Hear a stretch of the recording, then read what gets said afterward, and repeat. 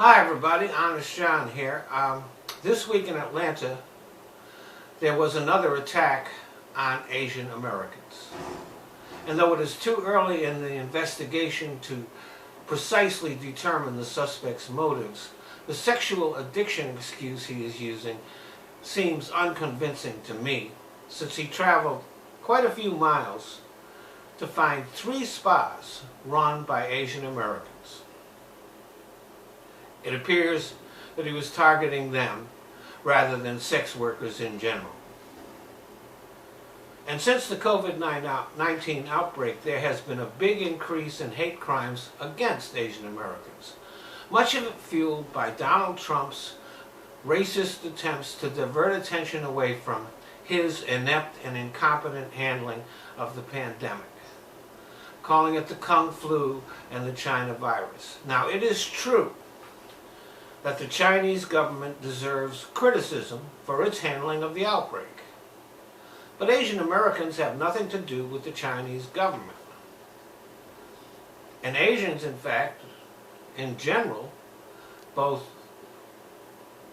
American Asians and Asians all over the world, are really conscientious about following the procedures to combat the virus.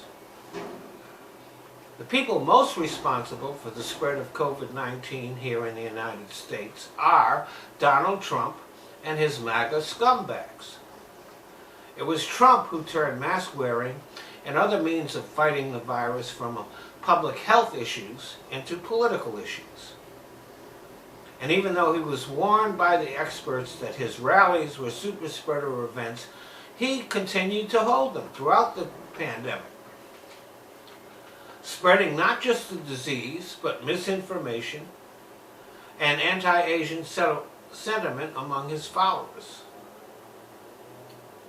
who would refuse to wear masks, go to these rallies that were packed with people, and then go out into the community spreading the virus, even having violent temper tantrums when being told to wear masks in order to go into stores or other businesses.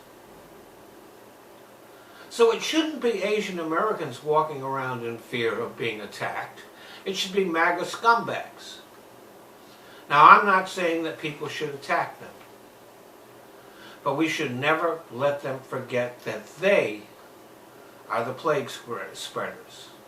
We should never stop reminding them that they are responsible for many of the deaths related to COVID-19 in the U.S. Every news organization, newspaper, TV, radio,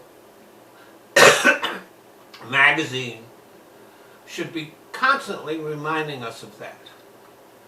They should show tapes and pictures from Trump rallies of the people there and make it a point that these are the people who were spreading the virus around the United States. And this is something that's going to continue in the future, because many of Trump's followers will refuse to be vaccinated, which will give the COVID variants fertile ground to spread and mutate. So we must, without resorting to violence, be prepared to protect ourselves from the MAGA crowd and the anti-vaxxers and others who will refuse to be vaccinated.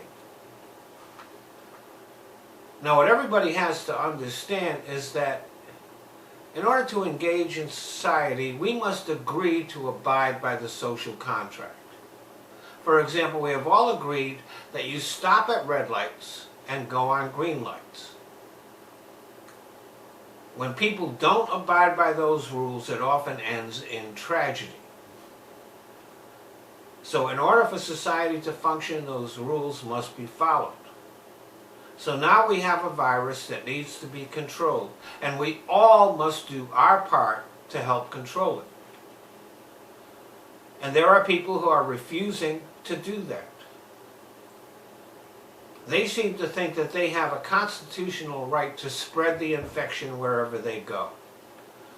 So they've been refusing to wear masks, and that will continue. And they will also refuse to follow the guidelines, like social distancing and getting vaccinated, that will help us to contain the virus. This can't be allowed to continue.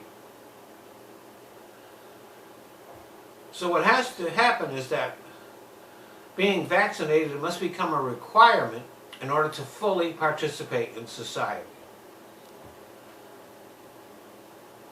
So if people refuse to do that, for example, employers should simply refuse to employ them. They shouldn't be allowed to go into restaurants and bars and concerts and sporting events. Everybody who goes to those must be able to produce the proof that they've been vaccinated. Now, we can't drag them into a room and force them to get the vaccine.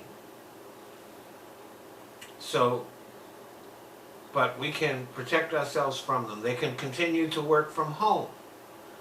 They can order their necessities to be delivered. But they can't do the things that the rest of us will be able to do. Because there is no reason that we must risk exposure to them. That's the meaning of the social contract.